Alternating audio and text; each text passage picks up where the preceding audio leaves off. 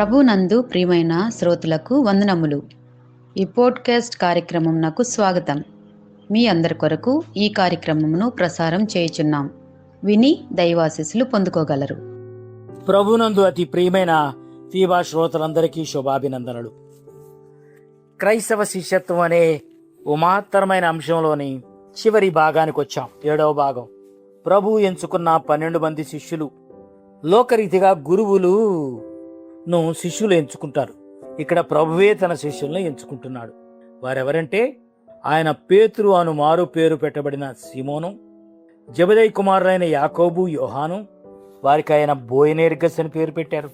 ఆంద్రేయ, ఫిలిప్పు, బర్తెలోమయి, మత్తయి, తోమా, అల్ఫయి కుమారుడు యాకోబు, తద్దయి, కనానీయుడైన సీమోను, ఆయనను అప్పగించిన యూదా ఇస్కరియోతు. యేసు ప్రభు యొక్క 12 మంది శిష్యులను కొందరు బోధకులు లేదా రచయితలు డర్టీ డజన్ అని పిలుస్తారు. ఇది అవమానపరిచే పదం కాదు. దీనివల్ల వారు చెప్పదలుచుకున్న విషయం ఏంటంటే, యేసు సంపూర్ణులైన వారిని కాదు, బలహీనతలు, లోపాలు, తప్పిదాలు ఉన్న సాధారణ మనుషుల్ని ఎంచుకొని వారి ద్వారా లోకాన్ని తల్లక్రిందులు చేసేలా చేశారు.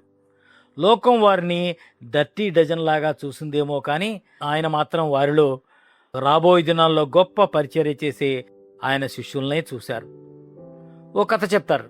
ప్రభు ఆరోహణమైన తర్వాత దేవుని దూతలు ఆయన దగ్గరకు వచ్చి, భూమి మీద నీ పనిని ఆ 12 మందికి అప్పగించి వచ్చావు కదా, వారు దాన్ని చేయలేకపోతే ప్రత్యామ్నాయం ఏమిటి అని అడిగారట. ఏ ప్రత్యామ్నాయం లేదు, ఏ ఆల్టర్నేటివ్ లేదు. వారిని సమర్థులను చేసి నేనే వారిని వాడుకుంటాను అని సమాధానమిచ్చాట. వారిలో సీమోను పేతురు తొందరపాటు స్వభావం గలవాడు.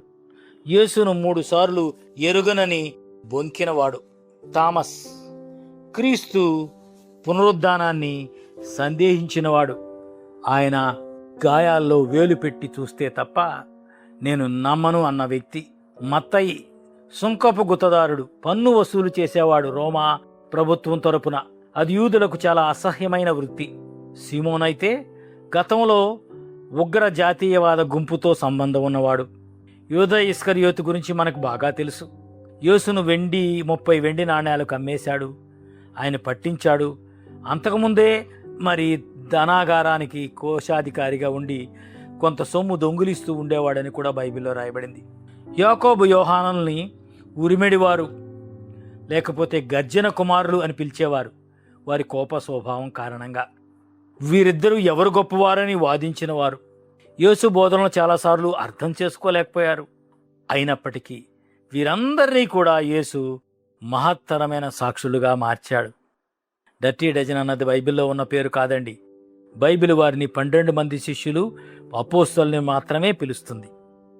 దీనిలోని ఆత్మీయ పాఠం ఏంటంటే, శిష్యులు పరిపూర్ణులు కాదు, సామాన్యులు, పామరులు, చేపలు పట్టుకునేవారు, పన్ను వసూలుదారులు, గతంలో జాతీయ ఉగ్రవాదులు, ఇలా అనేక నేపథ్యాల నుండి వచ్చిన వారిని ఐక్యం చేసి తన పనికి బహుబలంగా వాడుకున్నాడు ఆయన.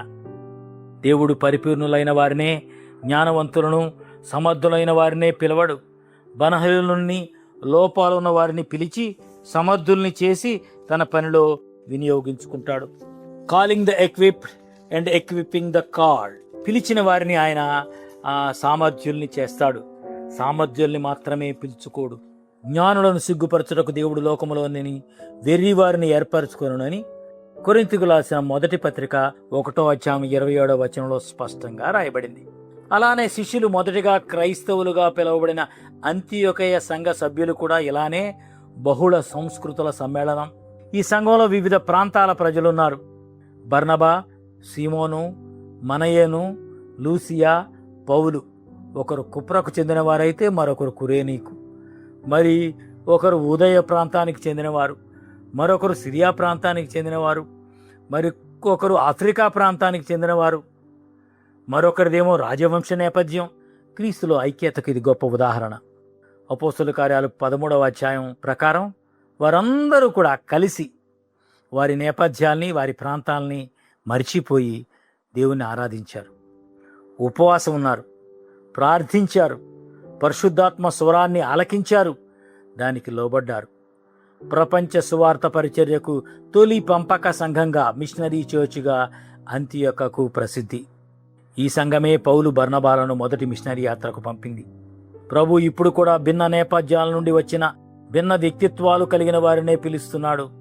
మనం గతం ఎలా ఉన్నా, మన బలహీనతలు ఎన్ని ఉన్నా ఆయన చేతిలో మనం ఉపయోగకరమైన పాత్రలం అవ్వగలం, మనం మన సంసిద్ధతను వ్యక్తం చేస్తే. కాబట్టి మన అర్హతలను కాదు, ఆయన కృపను నమ్ముదాం. మన బలహీనతలను కాదు, ఆయన శక్తిని నమ్ముదాం. పిలిచిన దేవుడు నమ్మదగినవాడు, సమర్థుడు. ఆయన పిలిచిన వారిని తప్పకుండా సిద్ధపరిచి తన శిష్యులుగా ఆయన అనుసరించడానికి, ఇతరులను ఆయన శిష్యులుగా తర్బీదు చేయడానికి వాడుకుంటాడు. ప్రభు మనల్ని తన శిష్యులుగా ఎంచుకున్నాడో చాలా వివరంగా ధ్యానించాము ఈ వారం రోజులు. ఆయనకిష్టమైన మనం, ఆయన చేత పిలువబడ్డ మనం, ఆయనతో సహవాసం చేయడానికి, వెళ్ళి సువార్త ప్రకటించడానికి, మనం శిష్యులుగా మన సిలువనెత్తుకొని ఆయన అనుసరిస్తూ మరి అనేకులను శిష్యులుగా తీర్చిదిద్దడానికి మన ప్రభువే సహాయం చేయునుగాక. ఆమేన్. ఈ కార్యక్రమమును గూర్చి మీ సలహాలు మరియు మీ ప్రార్థనా అవసరతల కొరకు మమ్మను సంప్రదించవలసిన మా ఫోన్ నంబర్ 9448585039 మరియు ఈమెయిల్ ఐడి info@fibaonline.org. మా ఫోన్ నంబర్ మరొకసారి 9480585039. Email ID info@fibaonline.org.